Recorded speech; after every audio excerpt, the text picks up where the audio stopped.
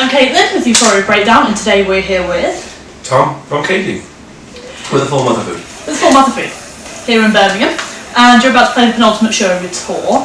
How's the tour been going up until this date?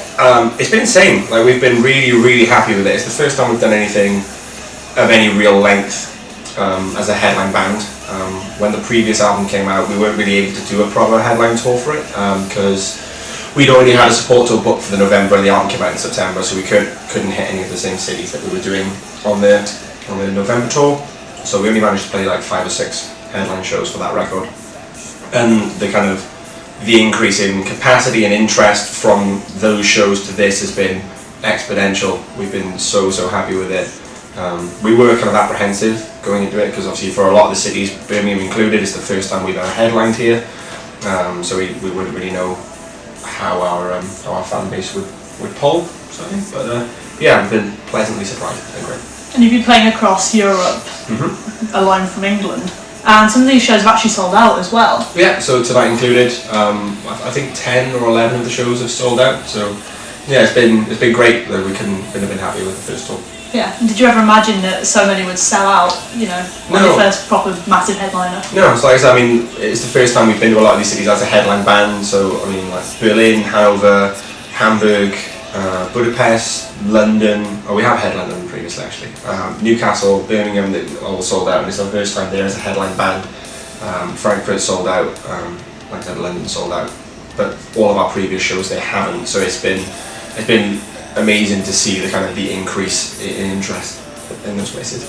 And obviously this tour is to support your latest album, Where I Go When I'm Sleeping, your second album. Yeah. How is the second album different to your first release? I mean, it's obviously the cliche thing to go for is the heavier it's a heavier, the lighter it's a lighter, etc, etc. But it's kind of just everything we did on the previous record we've done again, but on a grander scale. So the atmospheric bit's more atmospheric, the abrasive section's more abrasive, but we still like to think that it is a single cohesive body of work by Casey, and it is identifiable to ourselves rather than just being a complete shift in direction or anything. It's just, like I said, what we wanted to write and what we were comfortable with. The only expectation we ever set out to meet was our own, so I feel like we did that. And a lot of the lyrics are written from your own personal experience. You put a lot of your own thoughts, emotions and experiences into these songs. Do you ever feel a vulnerability about doing this and letting this out to the world? In a sense, but when Casey started, it was my first real venture as a lyricist and as a vocalist, and I made the conscious decision at that point that anything that I was going to write, if it was going to be intimate and personal to myself, it would be as open and as honest as possible, rather than kind of half-assing it, I guess, or kind of like restraining anything back, because I feel it would show in the music, and obviously the demographic that we operate within does kind of thrive on an emotional investment, and I felt that if I were to filter anything, or if I were to kind of water anything down and dilute it to any degree, it would become considerably less worthwhile, I suppose, or kind of valuable to the community. So it is kind of, although there is that element of I am opening myself up and it kind of exposing my own experiences, there's also the degree of it where it is a conscious choice. It's not something I'm being forced to do. It's something that I'm aware of going into it and sort of dealing with as I go along. And the wonderful thing about the kind of melodic hardcore, just alternative community in general, is that it is incredibly supportive and very positive a lot of the time. So I've never come up against any resistance or kind of ridicule or kind of criticism in my writing. People have always been incredibly kind of humbled by the fact that I'm willing to completely open up about things, and kind of they have identified with that very well. Yeah. Do you ever find it tough when you're on stage having to go back into that kind of feeling of when you wrote each individual song? So the one thing that I do, so I feel that mental health is becoming less and less of a taboo as kind of the alternative scene embraces it more.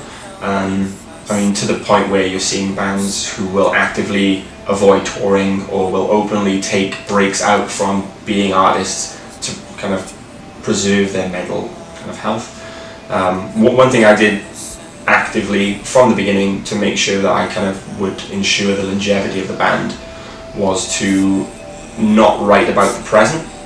So none of the Casey songs I've written are about things that I'm experiencing at the time. They're all instances that I have had the opportunity to process and have then kind of gone back to retrospectively and just treat it as more of a creative exercise rather than a therapeutic exercise. So a lot of the kind of therapy side of things and a lot of the sort of like emotional conflict side of things are already resolved by the time that we come to performing them, because anything that is still there, anything that I do feel uncomfortable with from an artistic perspective is sort of handled by the recording process or by the practicing process, because obviously by the time it comes to playing songs live, I've already heard them hundreds of times over.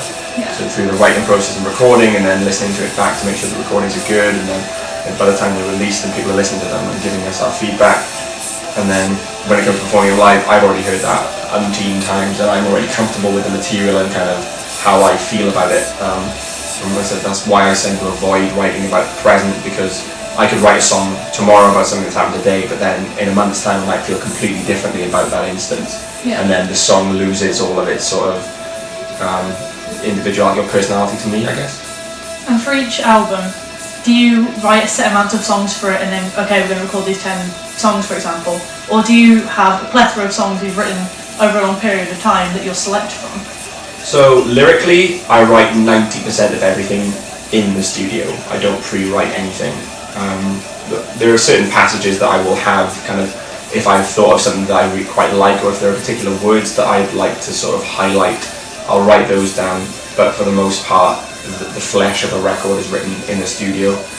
Musically, it's sort of a similar story. A lot of our music comes from just improvised instrumentals. So we'll write very small amounts and then kind of piece them together loosely, but then it's when we get into the studio that everything gets kind of amalgamated and really put together as a body of work by us, and that's when we kind of string the common threads between them, so it'll be kind of more so guitar tones or effects or kind of particular recording methods that will really string a body of work together rather than the style that they are written in, which I think is something that we've always been able to do quite well, in the sense that if you take 30-second snippets from 4 different points of a Casey record, they might sound like 4 completely different bands, but then when you listen to it as a single piece of work, it makes sense. Yeah. And going on to some more fun topics, you know, driving away from this, you've had this tour, it's been great, you've almost finished, but have you had any falling over experiences at any of the shows? Have you ever fallen off stage? No. I've always been quite lucky. I do sing with my eyes closed, so the one thing I do get quite often is that if someone jumps on stage and tries to grab the mic, they tend to punch me in the face. So I've had that quite a few times. Luckily, I've never chipped any teeth, but I've kind of cut the inside of my mouth quite a few times. Oh no!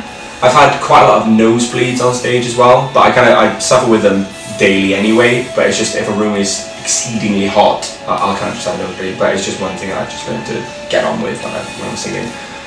But no, I don't think I've ever thought. I've kind of stumbled around a bit, which I tend to do anyway, because like I said, I just kind of wander around with my eyes closed for the most part of the set.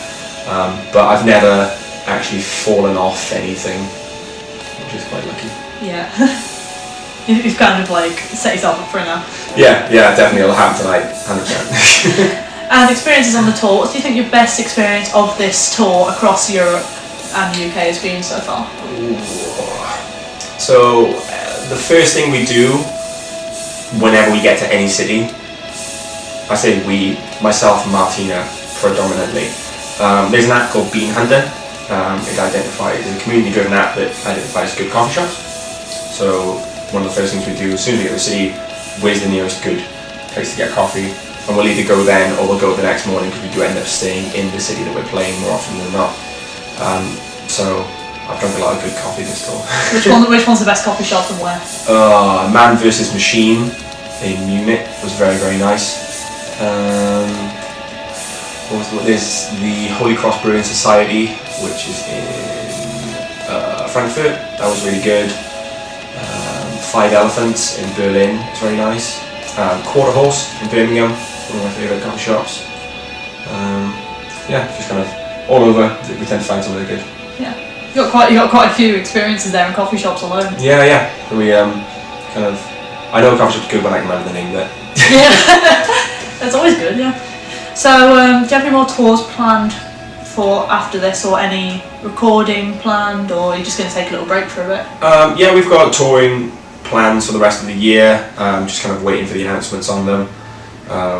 It's the first year we're going to be going outside of Europe, which is really exciting. So we're looking forward to that a lot. And then end of the year we've got another big European tour that could be announced in the next couple of weeks, I think, when this one's out of the way. That's awesome. So where's one place you could be touring, or want to tour, not in the UK or Europe? We'd love to do Southeast Asia and Japan. Our friends, counterparts, have just been there with Straight from the Path, and they've had an insane time. I actually toured there with my previous band, and it was just complete sensory overload for like a week. So I'd love to go back there. At the moment, unfortunately, it's not something that's happening this year, but it is something we're kind of trying to keep in mind for this album cycle at least. Yeah. And how long do you think this album cycle you're going to run it for? I mean, normally like 18 months, so obviously it came out in March. We look to kind of tour it until maybe summer next year, and then kind of think about, or kind of start next year, we'll think about what we're going to do in terms of recording and stuff. Awesome. So finally, you have to describe Casey using one of the lyrics from your songs. Any song that you've written off either release that you've got to use it to describe the band. That's a difficult one. I think it's more so difficult because I tend to write very, very wordy songs, so a lot of it is like just trying to think back through essays rather than like there's no like repeated lines or anything, which is kind of difficult. I don't think I can. Do you want to use a song title if you want? I've never really been asked that question before. What is the song title? Hell? No, that's unfair. We've got a song called Happy. There we are. We'll see if we can. No, that's incorrect as well, in case you're not particularly happy band. Yeah, I'm not really sure. That's a bizarre question. It's a good question, it's bizarre. I'm trying to think of just the songs that we play live and stuff. I just can't even think of the lyrics to them. Quite a few times on this tour I've gone up to the microphone thinking, oh my god, I don't know the first word to this song. And then it's like kind of muscle memory. As soon as like the bit comes, I'm just like, oh yeah, that's it, that's fine, great. Yeah.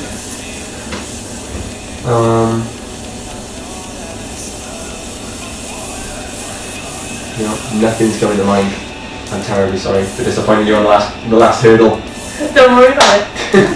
Thank you for watching. You can check out Casey in the links below.